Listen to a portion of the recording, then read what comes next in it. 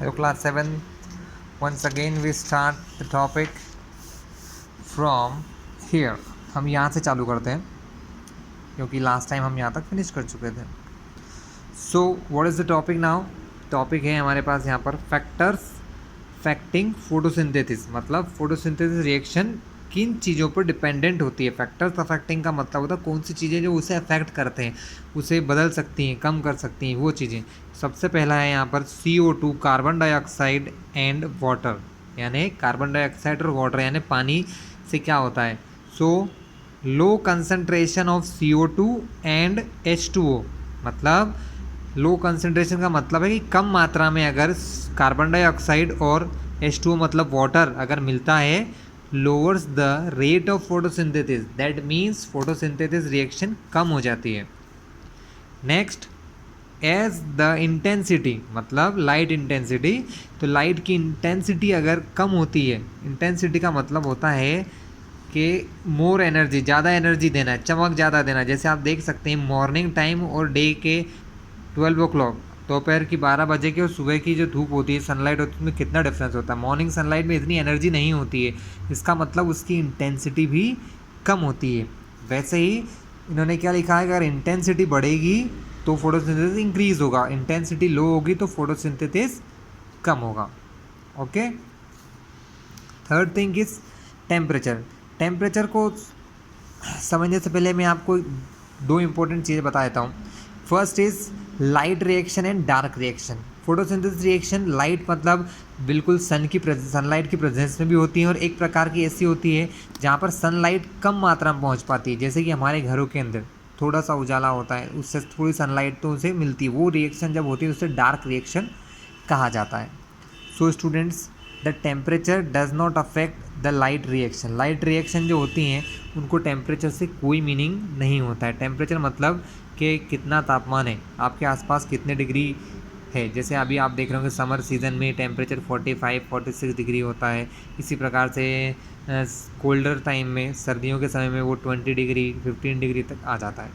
सो temperature light reaction यानी धूप में जो रिएक्शंस होती हैं सनलाइट में, उनको टेम्परेचर से कोई मतलब नहीं होता है.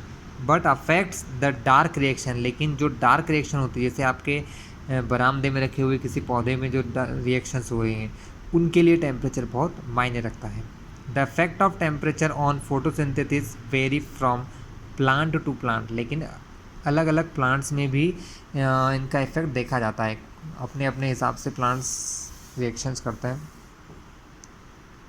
अदर फैक्टर्स भी हैं कुछ, जैसे besides these factor chlorophyll level in the leaf. मतलब लीफ में क्लोरोफिल लेवल कितना है, कितनी मात्रा में क्लोरोफिल है, उस पर भी एक डिपेंडेंसी होती है. Internal structure of the leaf and age of the leaf also affect the photosynthesis. ये सब चीज़ें भी फोटोसिंथेसिस को अफेक्ट करती हैं. बट इन सब चीज़ों को आप हायर क्लासेस में 11th 12th कॉलेज में बहुत डीपली पढ़ेंगे. यहाँ पर एक फैक्ट दिया हुआ है, देख लेते हैं क्या फैक्ट है. On an average there are about 5 lakh chloroplast per square millimetre of a leaf. मतलब अगर एक लीफ है, एक लीफ के इतने छोटे से हिस्से को देखा जाए, ये मैं ज़्यादा बना रहा हूँ फिर भी समझ लो, इतने से हिस्से, इसको कहा जाता है 1 स्क्वायर मिलीमीटर.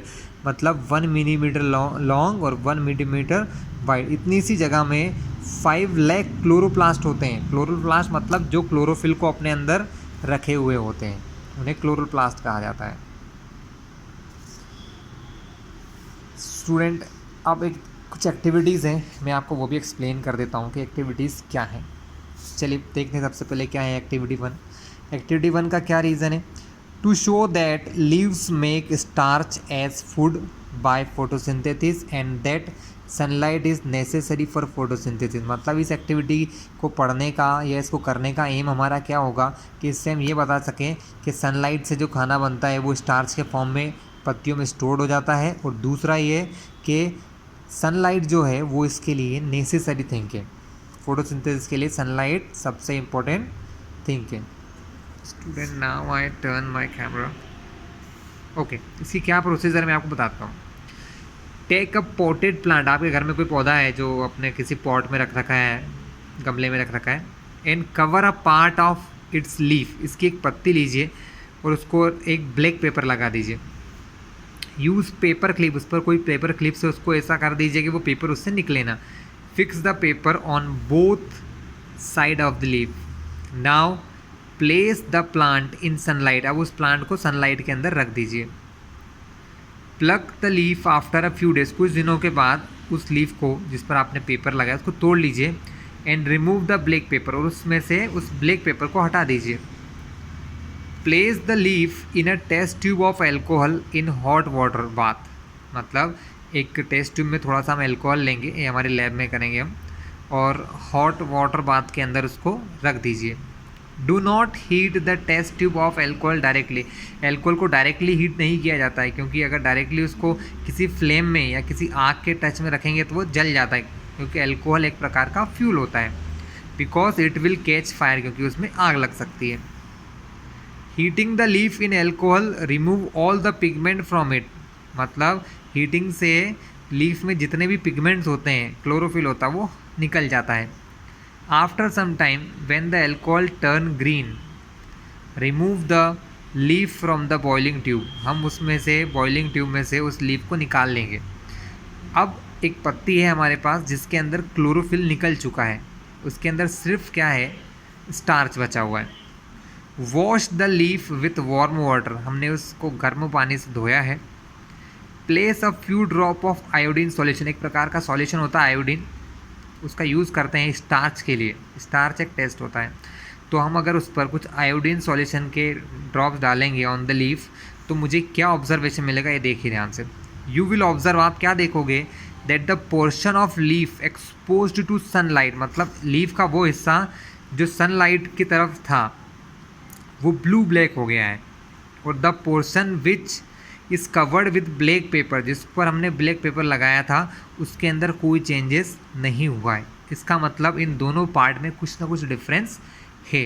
वो क्या डिफरेंस है, वो ये है कि leaves make starch as food by photosynthesis. मतलब ये है कि जो पार्ट ग्रीन था उसका कलर चेंज हुआ, उसके अंदर क्या था, स्टार्च प्रेजेंस था। उसने क्या बनाया, फोटोसिंथेसिस रिएक्शन करके क्या बनाया, स्टार्च बनाया, इसीलिए उसका कलर ब्लू ब्लैक हो गया। कैसा हो गया, ब्लू ब्लैक, क्योंकि आयोडीन जब स्टार्च से कोई रिएक्शन करता है तो उसका कलर ब्लू ब्लैक हो जाता है। एंड दूसरी चीज़ ये समझ में आई कि जिस पार्ट में कोई कलर चेंज नहीं हुआ, मतलब उसने कोई भी उस लीफ के उतने हिस्से ने कोई खाना नहीं बनाया, कोई फोटोसिंथेसिस रिएक्शन नहीं करी, इसलिए उसके अंदर स्टार्च नहीं था। स्टार्च नहीं होने से उसका कलर चेंज नहीं हुआ। इससे क्या समझ में आता है कि सनलाइट होना बहुत ज़रूरी है। अगर उसके पास सनलाइट नहीं है, सिर्फ उस दोनों पार्ट में क्या डिफरेंस था, एक के ऊपर ब्लैक पेपर था जिससे उसके सनलाइट नहीं पहुंच रही थी, और दूसरे के पास सनलाइट पहुंच रही थी, इसलिए वो ब्लू ब्लैक हो गया। तो स्टूडेंट हमने यहाँ समझ लिया कि दो चीज़ समझी, एक तो यहाँ पर स्टार्च प्रोड्यूस होता है फोटोसिंथेसिस रिएक्शन के होने से, और दूसरा कि फोटोसिंथेसिस रिएक्शन के लिए sunlight is the most important. Sunlight के बिना फोटोसिंथेसिस रिएक्शन की कल्पना करना भी पॉसिबल नहीं होता है। सो स्टूडेंट्स, ये आपने एक्टिविटी देखी, ठीक है।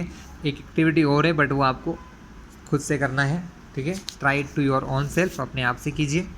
Now I explain further chapter. Heterotrophic nutrition in plant. अब क्या देखा, अभी तक आपने जो देखा था वो सब ऑटोट्रॉपिक देखा, प्लांट अपना खाना खुद बना रहा है, खुद ही खा रहा है। लेकिन अब हम देखेंगे हीट्रोट्रॉपिक न्यूट्रिशन। हीट्रोट्रॉपिक मतलब पहले ही मैं बता चुका था, हीट्रोट्रॉपिक मतलब जब कोई प्लांट अपने फूड के लिए दूसरे पर डिपेंडेंट हो। ठीक है, पढ़ लेते हैं। Plants which do not contain chlorophyll, मतलब ऐसे प्लांट जिनके पास क्या नहीं होता है, क्लोरोफिल नहीं होता है। Can not prepare their own food, वो अपना खाना खुद नहीं बना सकते हैं। दे डिपेंड डायरेक्टली और indirectly on green plant for their nutrition, मतलब वो डायरेक्टली या इनडायरेक्टली दूसरे प्लांट पर डिपेंडेंट होते हैं अपने न्यूट्रिशन के लिए या अपने खाने के लिए। सो दे आर कॉल्ड हीट्रोट्रॉप्स, इसीलिए उन प्लांट्स को क्या कहा जाता है, हीट्रोट्रॉप्स कहते हैं। And the mode of nutrition is called heterotrophic nutrition. इस मोड को भी कहा जाता है हेटरोट्रॉपिक न्यूट्रिशन। पहले हमने देखा ऑटोट्रॉपिक जिसमें अपना खुद का खाना प्लांट बनाता है, अब हमने मोड देखा हेटरोट्रॉपिक जिसमें वो अपने फूड के अपने खाने के लिए दूसरे पर डिपेंडेंट होते हैं। There are various types of heterotrophic nutrition. Heterotrophic nutrition कई प्रकार का होता है, हम देखते हैं डिटेल्स में। सबसे पहला पार्ट होता है saprophytic nutrition.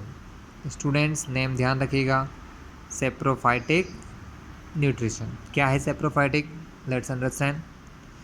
In this mode of nutrition, the unicellular organism like bacteria and fungi obtain nutrition from dead and decaying matter।